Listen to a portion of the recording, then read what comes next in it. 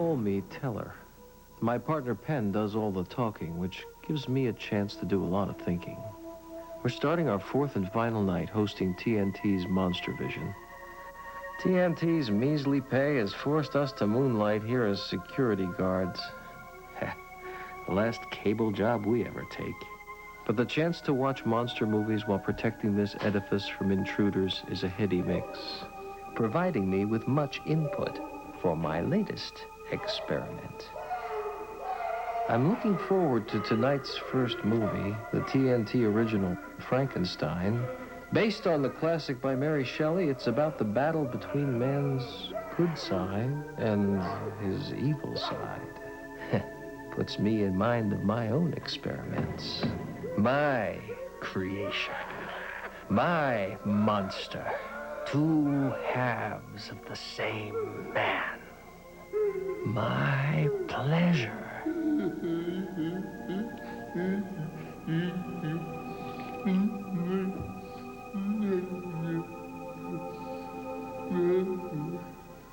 My pain.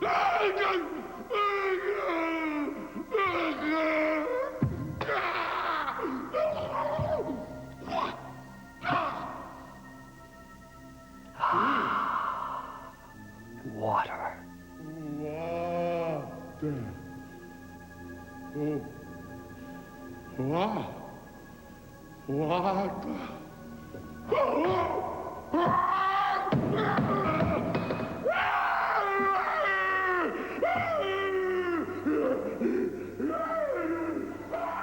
He may be going off to terrorize people at random.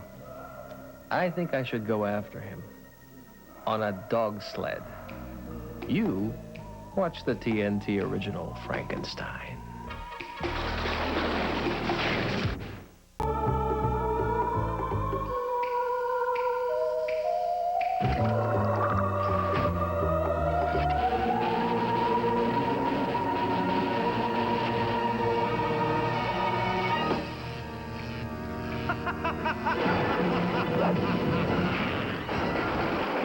We're Penn and Teller, guarding the building, watching the movies, back with more of Monsterama. Coming up on Monsterama, it's The Howling, directed by Joe Dante. It's about a Los Angeles anchorwoman who heads to a California spa inhabited by werewolves. The effects are truly amazing. The werewolves are made up to look just like John Carradine and Slim Pickens. One thing that makes The Howling more than just another anchorwoman turns into a night-stalking lupine film are the appearances by other filmmakers. Early in the movie, the guy waiting outside the phone booth is Roger Corman, king of the low-budget horror movie. Also, look for the morgue attendant, played by John Sayles, king of the low-budget art house movie. And Chris, the news producer, is Dennis Dugan, king of the low-budget John Ritter movie, Problem Child. There are a pair of rules that seem to reoccur in The Howling as well as in many other monster movies. 1, never call the police. 2, always go into the dark alone. We're putting those 2 rules to the test right now. Clearly, there's been something going on in this dumpster for a while. Now, we could call the cops, collect our $6.31 an hour, and pose no real threat to ourselves. But what kind of movie would that make? Instead, we sent Teller out there alone. Let's see how the little guy fares in this. Oh, there he is. There he is now. Careful, Teller. Careful, careful. Whoa, oh. Well, hey. What's going on here? Teller, what's going on? Teller? Huh? Oh, it's just Reggie. Okay, it's just Reggie. That's Reggie. He's a performance artist with a loft across the street. He's preparing a theater piece, and the building managers let him run around in the garbage to rehearse. Sometimes the dark holds forbidden terrors. Sometimes it holds friendly, unemployed actors. We'll be seeing more of both in The Howling, coming up on TNT Monsterama.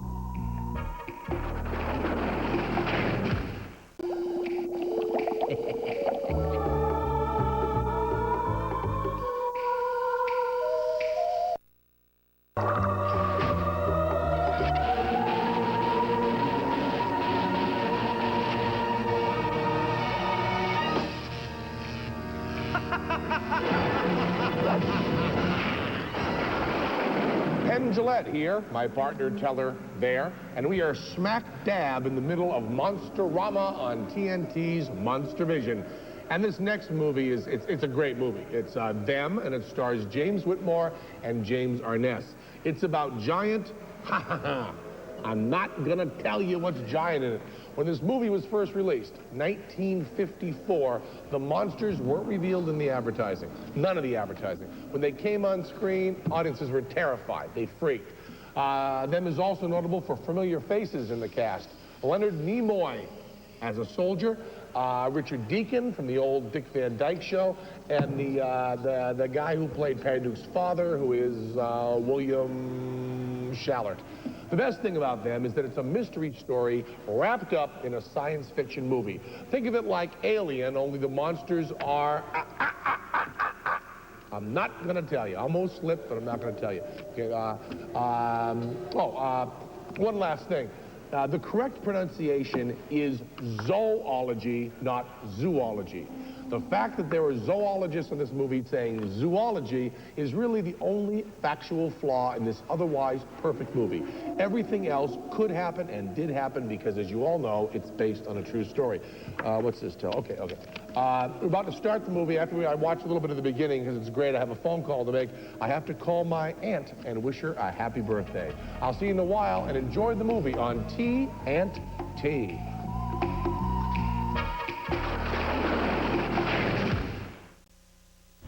Monstervision will continue in a moment.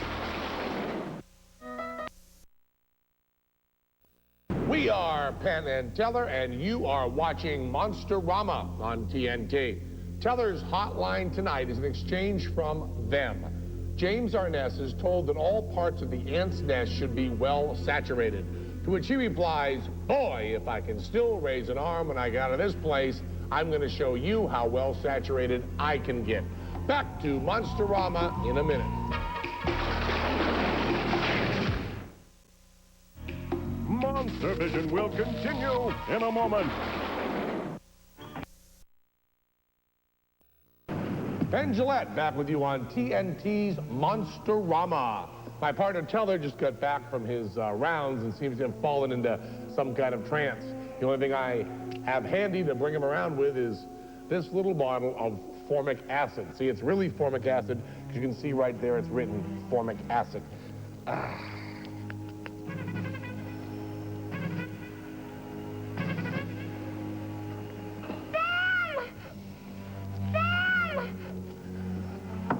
Well, at least he's out of the trance. Now if I could just get him to stop screaming the title of the damn movie. Back to Them in a minute.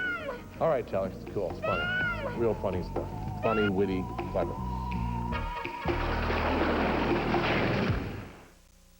Monstervision will continue in a moment. Last week, TNT unleashed a new version of a horror masterpiece, and critics called it one of the best. Don't miss your next chance to witness Frankenstein. Tomorrow afternoon at 4 on TNT. We're Penn and Teller, and you're watching Monsterama on TNT. You want more monsters? Just wait. TNT's Night Watchman, Penn and Teller, are about to face the thing from another world. Then the ape is big, the ape is tough, but he has a real weakness for blondes. He's King Kong. It's Monstervision, a simple television experiment gone completely berserk. On TNT's Monsterama, you can see my partner Teller on this monitor doing battle with the giant ants frequenting our dumpster. Get the antennae, Teller! Get the antennae! Get him! Get him! There he goes. We'll be back in a minute. Whack him!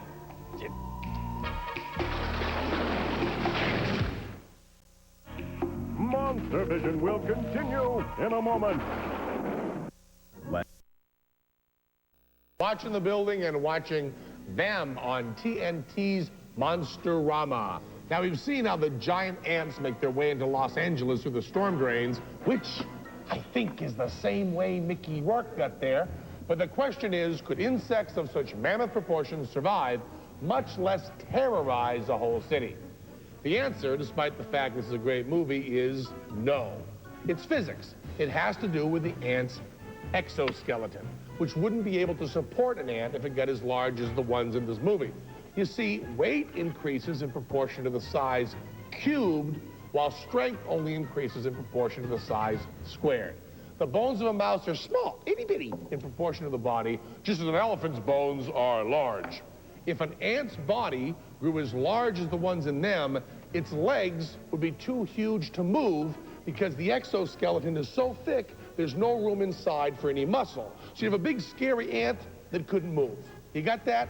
There's a reason they call it science fiction. Back to them in a moment, then stay tuned for James Arness again in The Thing.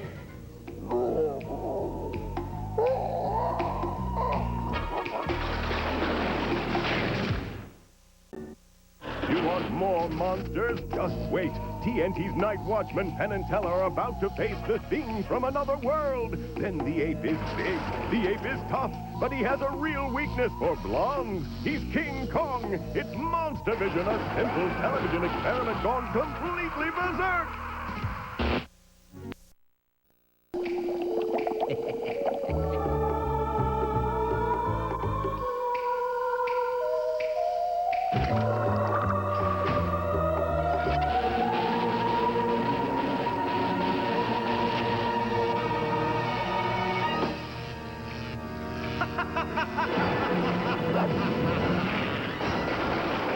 Penn and Teller back with you on TNT's Monsterama.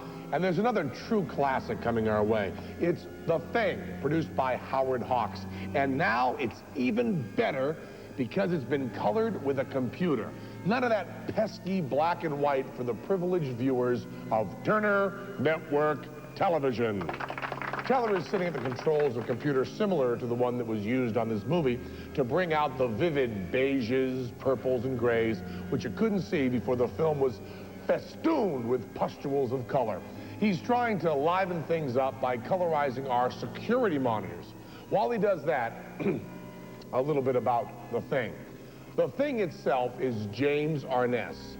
Not human, not animal, a vegetable. It goes on a rampage at an Arctic military base, and the men there have to figure out a way to kill it.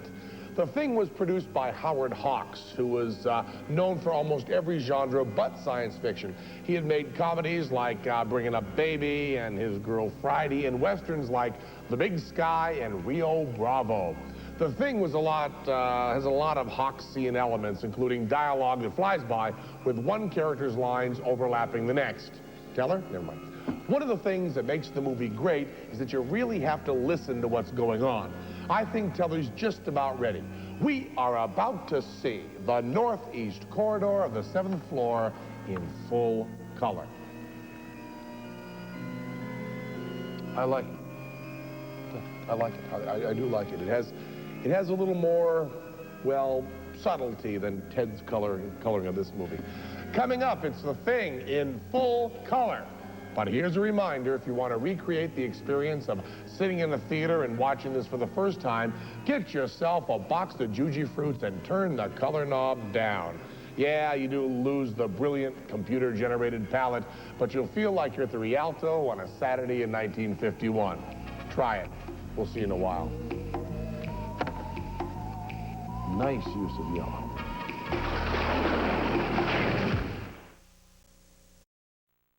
Vision brings you bright-filled hours of the best of the worst sci-fi movies ever made.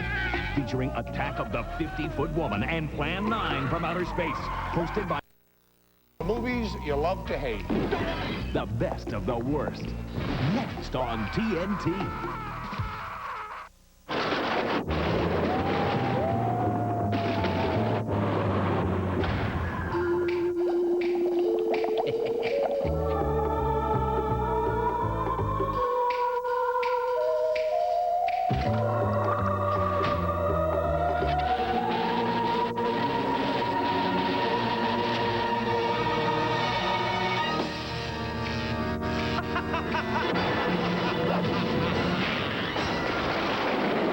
Penn here, back on our third night hosting Monstervision on TNT and maintaining our watch at this here big city skyscraper.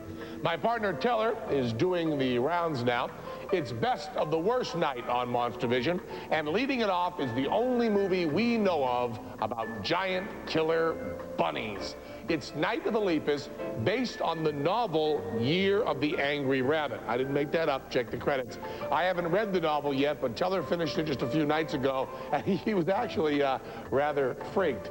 The movie takes place in the Southwest, where a bunch of cuddly little bunnies have been radiated and grown to the size of, they want us to believe they've been grown to the size of cars, but it's painfully clear they haven't grown at all. They're just rabbit-sized rabbits shot in slow motion and trashing a little tiny ranch. The title of the film is interesting origins. Lepus, of course, is Latin for rabbit, and Night of the is an allusion to other, better films whose titles end with words like Hunter, Iguana, and Living Dead. Jeez, I wonder where Teller is. He's going to miss the beginning of this exciting movie. Night of the Lepus stars DeForest Kelley from Star Trek and Jamie Lee Curtis's mom, Janet Leigh. It also stars Inez Perez, G.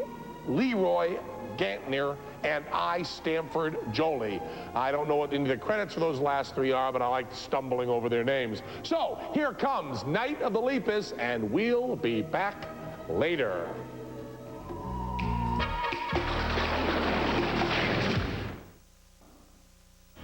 Monstervision will continue in a moment. Audie Murphy.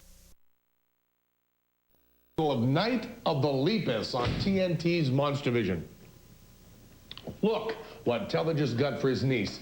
It's the Night of the Lepus action figure with Rory Calhoun Ranch sold separately. It recreates all the carnivorous thrills of Night of the Lepus. Let's see how it works. You got the batteries in there, Teller? Ah! Oh no! Oh no! Giant carnivorous bunny! Ah! He's knocked over the farmer! He's not over the farmer! He's going after the horses! Ah! Run! Run! Run for your lives! Ah! Look at he's running through the cow pasture! Run to the cow! Ah! Look at that! Ah! Destruction! The cows are being killed! Ah! Oh, the horror! He's gonna pick up the silo! Oh my God! Get the kids in the cellar! Save yourself! Killer bunny! Killer bunny! Ah! We'll be back with Night of the Lepus. Save yourselves! Oh! Ah! Ah! Oh, he's coming after me! He's got my throat! I'm feeling the more! I'm feeling the more! Monstervision will continue in a moment. Age, we've had to accept positions moonlighting as security guards for this building. The chance to watch monster movies while protecting an edifice is a heady mix. The best of the worst slithers on with Zsa Zsa Gabor sporting slit skirts and doing her best acting impression in Queen of Outer Space. And next Saturday night, those golden boys of TNT, Penn and Teller, run screaming through a Monsterama. It's Monstervision, a simple television experiment gone completely berserk. Middle of Night of the Lepus on TNT's Best of the Worst. We're maintaining our watch of the building and the movie, and I'll tell you, watching one of these is a lot harder than watching the other. Right after Night of the Lepus, stay tuned for Queen of Outer Space, starring Zsa Zsa Gabor.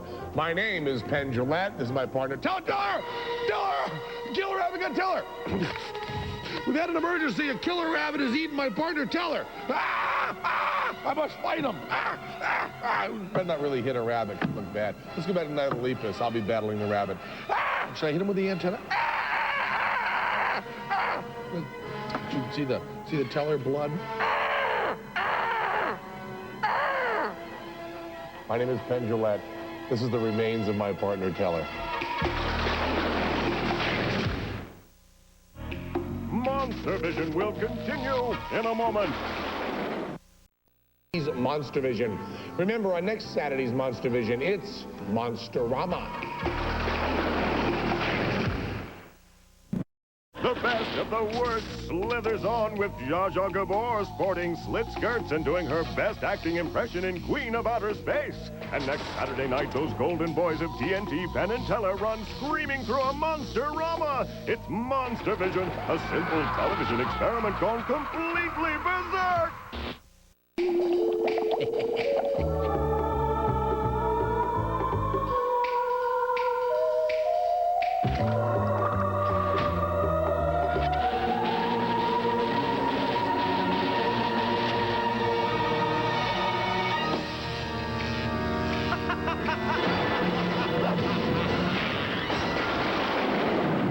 Penn Jillette, my partner Teller, back at our post as the stinkers roll on. Next up on TNT's Monstervision, it's Queen of Outer Space, starring Zsa Zsa Gabor. It's about 3 astronauts who land on Venus and find it inhabited with women. Get it? Venus. Women. The movie was made in 1958 and takes place in 1985. Now, we all remember 1985, so we know that its vision of that year is just a little off, what with manned missions to Venus and chaise lounges and rocket ships and all of that. 1958 and 1985 are 27 years apart, and Tel and I wanted to show you what we think life will be like for 2 security guards 27 years from now. What kind of brave new technology will we have to contend with? Now, this vision may frighten you, it may disturb you. We take you now to the year 2020. Okay, so you did the rounds on 7 and 10, and there's no one on 8 and 9. Those are completely locked up. So those are all locked up. So there's only 7 and 9. You got your lunch here? Why don't you take like a half an hour or an hour, and I'll run out and do the rest of the rounds if it's necessary. I'll just keep an eye on the monitors. Okay, you just gonna be in the lunchroom? Good. Kind of gives you the chills, doesn't it? To think of what we might have to contend with in just 27 short years. Speaking of contending with things, it's time to endure Queen of Outer Space and hear things like, the lives of everyone on Earth depend on Captain Patterson's sex appeal. We'll be back later.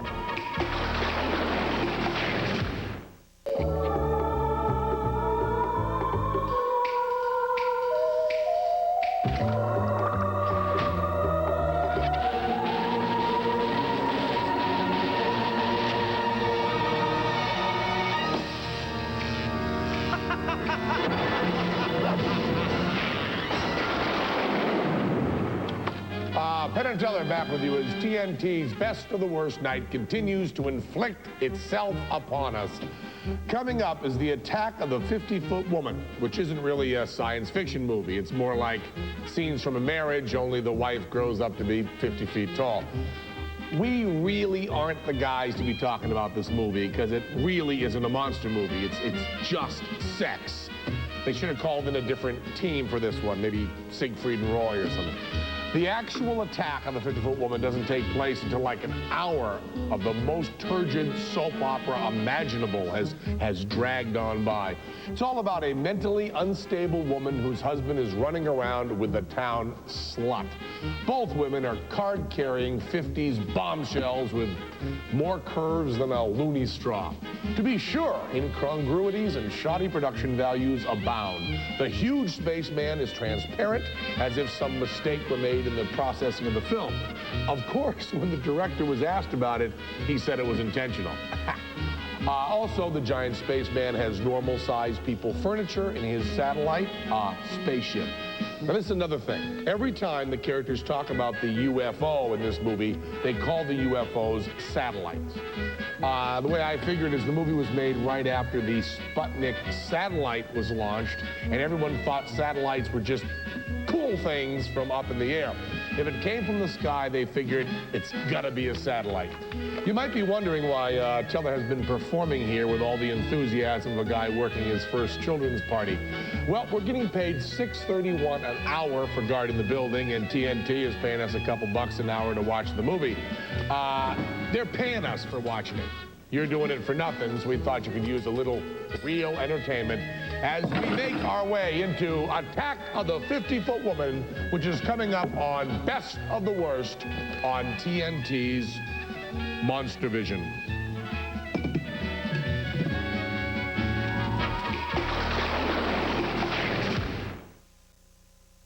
Up next, the best of the best of the worst, or the worst of the best of the worst. Possibly the best worst movie ever made. Plan 9 from outer space. And next Saturday, Penn and Teller face Monsterama. It's Monstervision, a simple television experiment gone completely berserk. You know, it's a good thing they don't clean this lounge out very often. Look what we came across. It's the July 1959 issue of Playboy with Playboy's Beat Playmate, who happens to be a 23-year-old centerfold named Yvette Vickers, who plays the slatternly Honey Parker in 50-Foot Woman. This isn't a joke. We really have the pictures, and I got to set it up for a minute before I hold it up to you. But, excuse me, Tom, just slide that there, and then you can see, now look at the face. Look at the face. It really is, that's really Yvette. Look at Yvette's face, and we can almost show you the whole thing here. Look at, she's wearing a shirt in the centerfold, and I don't know how many of you are real, in case you have a really good freeze frame, and I don't know how many of you are real nuts for kind of wacky pictures, but the photography is, I don't know if you can see this, but you better take my word for it. The photography is by Russ Meyer. Huh? Is that a collector's item? And they just call her Beatnik Chick all the way through here. She's so crazy and reckless and uninhibited, she might race a jag in the desert just for kicks. She has strong opinions and is more than a bit of a rebel, frowning prettily on conformity. Stay tuned for slightly less interesting pictures of Yvette as Attack of the 50-Foot Woman continues on TNT's Monstervision. Clip.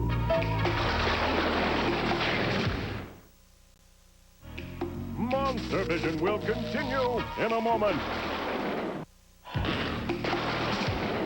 I'm Penn, this is my partner Teller, and since TNT pays less than a working wage, we've had to accept positions moonlighting as security guards for this building. The chance to watch monster movies while protecting an edifice is a heady mix. Monstervision will continue in a moment. We're Penn and Teller, and you're watching Best of the Worst Night on TNT's Monstervision. Here's a fact. The Attack of the 50-Foot Woman actually came in $10,000 under budget. Guess the producers felt that the extra 10 grand couldn't make the movie any worse, so they just didn't spend it. Monstervision's back in a minute. Remember to tune in to next Saturday's Monstervision Monsterama.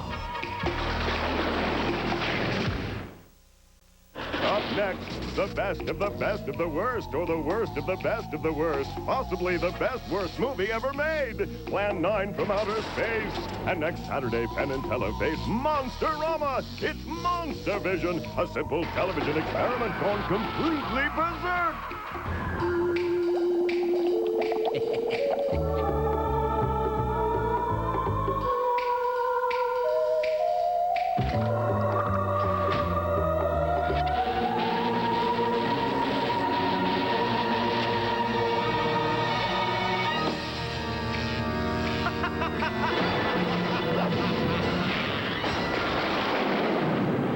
It's late at night. We're the only people up, us and all the other security people maintaining their vigils, signing out the people working late, making sure the corridors are free of intruders. A lonely life.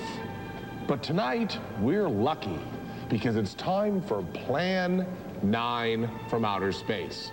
We're Penn and Teller, back with more of TNT's Monstervision. It's Best of the Worst Night, and it's time for Plan 9 from outer space, the much maligned film about alien grave robbers who come to Earth.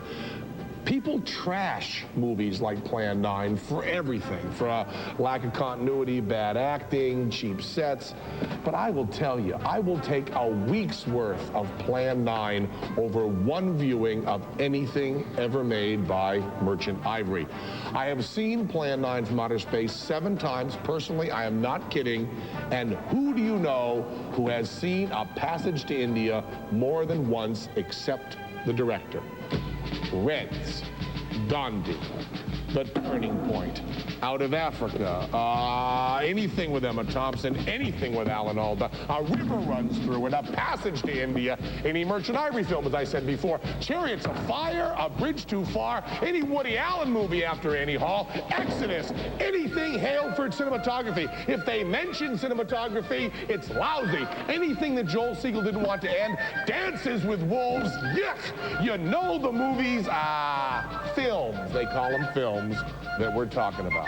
These are the ones that you hear Joel Siegel praising, saying, I wish this movie would go on forever. Well, we saw these damn movies, and Joel got his wish. They went on forever and ever and ever and ever and ever. Why couldn't Joel have wished, like every other American man, for a 12-inch keyboard player? This movie may have sloppy sets. It may have trouble distinguishing between night and day, no doubt about it. But at least it's not self-righteous, self-absorbed, and most important, boring. Ed Wood's movies did not come out as good as he wanted them to. Reds and Gandhi and all this other junk came out better than they wanted them to. In terms of just good old hollering fun, these movies couldn't wash the boots of a movie like Plan 9 from Outer Space. It's a movie. So, to our fellow sentries, you get ready to enjoy a movie, not a film. Finish your round, shake some dew off your lily, and strap in for Plan 9 from Outer Space. We'll see you later on TNT, because, brother, this one ain't done by Merchant Ivory.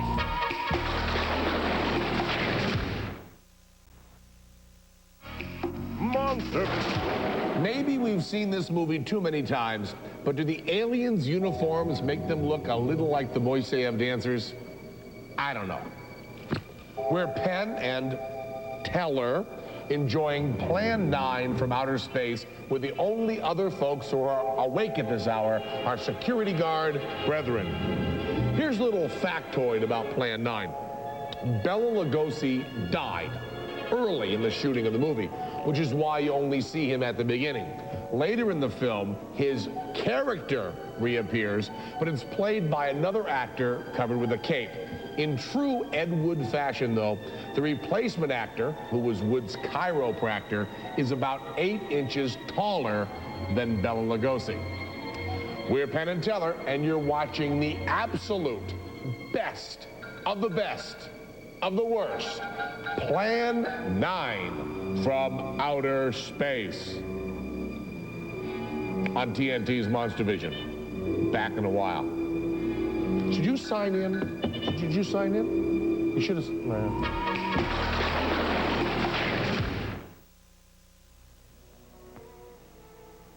Great. You think this movie's bad? Well, wait till you get a load of the Monster. Coming up next. And next Saturday, TNT's Night Watchman, Penn and Teller, boldly take you on a guided tour of Monsterama. We are Penn and Teller, and you are watching TNT's Best of the Worst night on Monstervision. Teller's hottest line tonight comes from Billy the Kid versus Dracula. Uncle Dracula has heard about the town's female doctor and wants to talk to her, so he asks, where do I find this backwoods female pill slinger? More howlers like that one coming up on Best of the Worst. Don't forget to join us next Saturday's Monstervision special, Monsterama. Over there can reassemble itself. It's out. Modern women. Yeah, they've been that way all the way through the ages, especially in a spot like this. What? Let me try this one. How could I hope to hold down my command if I didn't believe what I saw and shot at? Wow. The saucers are up there, and the cemetery is out there. But I'll be locked up in there.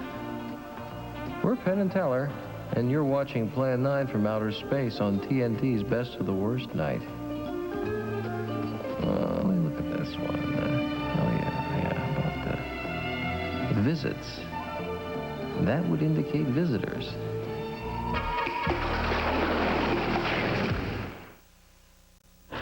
You think this movie's bad? Well, wait till you get a load of the monster. Coming up next. And next Saturday, TNT's Night Watchman Penn and Teller boldly take you on a guided tour of Monsterama. This is Monstervision, a simple television experiment gone completely berserk.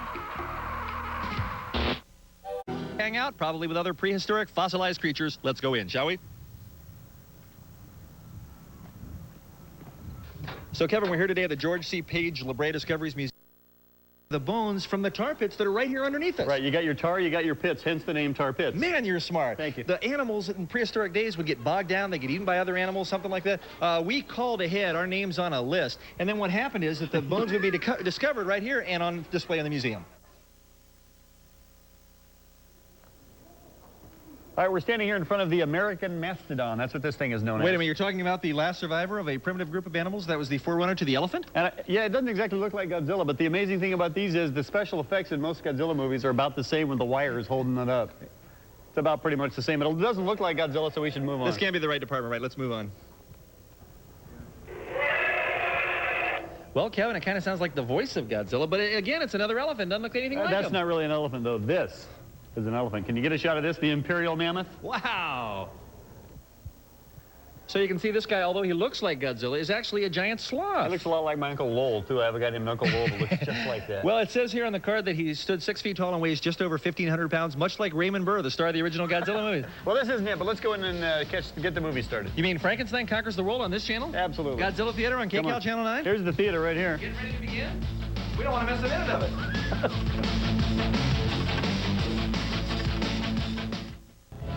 Welcome back to Godzilla Theater with Kevin and Bean from K-Rock. You're looking at 9,000-year-old La Brea woman.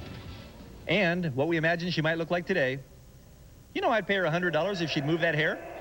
We're here at the George C. Page Museum, better known as the La Brea Tar Pits, which is actually redundant because La Brea, simply Spanish for tar pits. And you know, I took that Berlitz course. Yeah. That's all the Spanish I know. That is so fascinating. Let's go on over here. All right, Godzilla, we haven't seen him yet. They have all kinds of prehistoric monsters, though, so we're going to keep looking.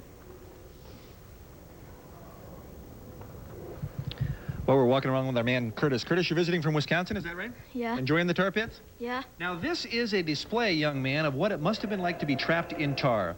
They actually have something here. You can pull it up and see how tough it was to be in the tar. You up for trying it? Sure. Kevin, do we have a valuable cash prize for her? One crisp dollar bill if you can pull that up within about 30 seconds. Are you ready, Curtis? Yeah. Reach right up there and grab it. Now, Curtis, before you grab it, you know there's no pressure on you, although we will throw you in the actual tar pits if you fail our mission. All right, go ahead. Try it again. Reach right up there and grab it. I mean, you don't have any friends back at home or anything that will miss you if this doesn't work, right? All right, reach right up there and grab Go it. ahead and grab it. Here we There go. you go. Pull it right. Well, Wow, that was pretty easy. That was the easiest buck you'll ever make in your life. Here's your dollar. Get lost. Wow. Dinosaurs must have been really dumb. We know it's a Frankenstein movie, but it's still actually Godzilla Theater. It's Kevin and Bean, and we're the hosts of this fine program. In this, hey, keep it down. We're trying to do a show here. In this display right here, 444 skulls of wolves that were found here at the La Brea Tar Pits. How do you know that there's 444 there? Well, as we walked up, I counted their teeth and divided by 32. I mean, the math is easy. Okay. It's catching the damn things that's hard. Hey, look, some real-life scientists over here. Let's go talk to them.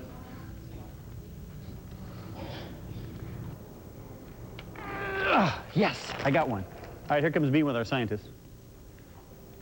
So, Shelley, now that we're alone, I was wondering if we could... Hey, guys, how you doing? Oh, hi, Kevin. This is Shelley. She's a real-life scientist. She works How are here you, Shelley? at the Tar Pits. Now, these people are doing some of the strangest work I've ever seen in my life. What goes on back there? Well, we're putting together jigsaw puzzles that are really mammoth and mastodon bones. Now, how can they still be pulling stuff up out of the ground after millions and millions of years? Haven't you found it all yet? Oh, no, there's still a lot more down Someone's not doing their job. What's the coolest discovery that you found so far? there. Oh, gosh, probably almost complete baby mastodon. Really? How many times have we sat around, Kevin, and said, man, our day would be made if we could find one of You those? guys know a lot of stuff we don't know, don't you? Well, from the bones. Yeah. Can you tell me how long that guy back there has been in there cleaning that bone? Can you get a shot of him? Oh, maybe about 6 years. 6 years cleaning that same bone. Working on that same one, huh? Are you looking for anything in particular in the bones that you pull out? I mean, are you trying to learn more about how prehistoric animals died, or what? Well, that's something, you learn something new all the time. You start asking new questions. In the past, they wanted just nice, big, complete bones. Now we're looking at smaller pieces and trying to reconstruct the environment, not just the big guys. Why can't you find a cure for teeth plaque? We'll save that for... Well, we're here in the gift shop, and of course they have something for everybody. I'm going to pass on science experiments you can eat. That's not the call. And get me a new pocket protector. I haven't had one since high school. I'm going to pass on the Micro Zen Rock Garden. And what did you decide? Well, I'm going to get it the amazing Grow Beast. Grows over 600% in water, and I think you know that's a lot like me. And for watching this movie, you all get in the mail here soon my visit to the dinosaurs. Be checking out your mailbox. Let's go outside. There's plenty more to see. We're here outside now at the La Brea tar pits. This is a mammoth trying to get out, but every time it tries to get out, the tar sucks it back in. You know what? I bet we can talk these fine tourists into jumping in and saving it. Hey, this guy's going under. Sure, what are you doing taking a picture? This isn't my camera. This isn't the Rodney King thing. Jump in there. Do something for it. Can we talk to her? You got to treat me like a tourist. Oh, where are you from, sir? Chicago. Chicago, all right. What do you think so far, ma'am? I think it's fantastic. This is just what Santa Monica Bay looks like if you get a chance to go. I was there. Oh, were you? Yeah. Have you seen the gurgling water out there? Oh, my feet are still filled with mud. Okay, good. Methane gas. The police fired at him. Hey, welcome back to Godzilla Theater. We're on our way to the Museum of Natural History here in Los Angeles County. Hey, hello, Taco Bell people. Our favorite Taco Bell. Yes, what's your name? My name's Marina. Marina, have you ever seen Frankenstein Conquers the World? That was a bad question. What are you wearing now? Do you ever wonder how this little kid keeps growing and growing and growing? His clothes always seem to fit. Because if he were naked, it would not be a PG-rated movie. Hey, we're Kevin and Bean. Welcome back on Godzilla Theater. We've filled up on a phenomenal buffet, courtesy of Channel 9. The big budget comes through for these shows. Now we're here on exposition over by USC in the Coliseum to look for Godzilla. Let's head on in. You're looking at the fine duck-bill dinosaur. It's the duck-bill dinosaur. Now, we're aware of the fact that this is Godzilla Theater, and yet there is no Godzilla in this movie. However, we feel like we're getting close because these are actually the first real live dinosaurs we've been able to find. So we're here at the Natural History Museum of LA County, and we're gonna, I think we're hot on the trail if we go this way a little bit. But I got a question. How do they get that many bones in dinosaurs that are that small? I don't get it. I think you just add water. Oh, give me a home where the buffalo roam. You know, I don't know why. The deer and I thought the place where the buffalo roam was like in Wyoming or something, but apparently it's right here in L.A. Hey, guys, have you seen Godzilla? We're looking for Godzilla. This looks like the kind of a place where he would be, but apparently not, so. We're trying to set off the alarm is what we're really trying to do. Truth be known, how come it's not going off? There's no security here, just so you know. Come on down. Have what you want. That is not a very realistic looking bear. Bogus, bogus, bogus. This here is what's left of Mothra. Rodan. This here is what's left of Rodan. You knew that, though. Oh, yeah. I sensed that we're in the part of the museum with the tertiary period of the Cenozoic era of the timeline. That's what I've always thought. I don't even know what I'm talking about. There's a big monster mouth in need of some really bad dental work. Are you getting a shot of that? See, I told you a while ago there was probably with plaque, both then and now. We're in a room with a bunch of bones here at the museum. I sense that we're getting close to our pal Godzilla because more and more, like this, clearly Godzilla's big feet. Right there. The guy's got to be around here somewhere. Boom. All right, not the...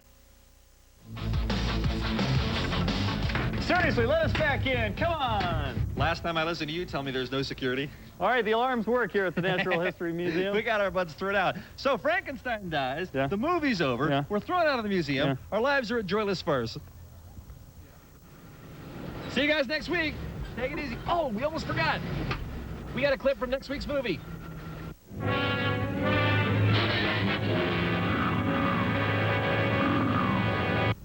Bye.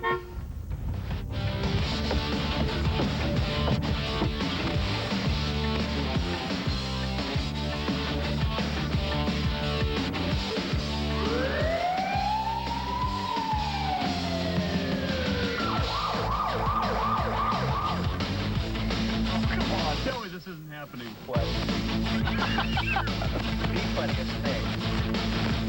How you doing? Yeah, no, we're filming a thing for Channel 9. Yeah! The police! Woo! If there's anyone who would ever get pulled over for anything, it's Kevin. Right here, ladies and gentlemen. Good job. Hey, they're coming back. We better move. Well, my good friend Kevin, the good news is Well said. We've Man, you're good. But at least I bust early so that we don't have to.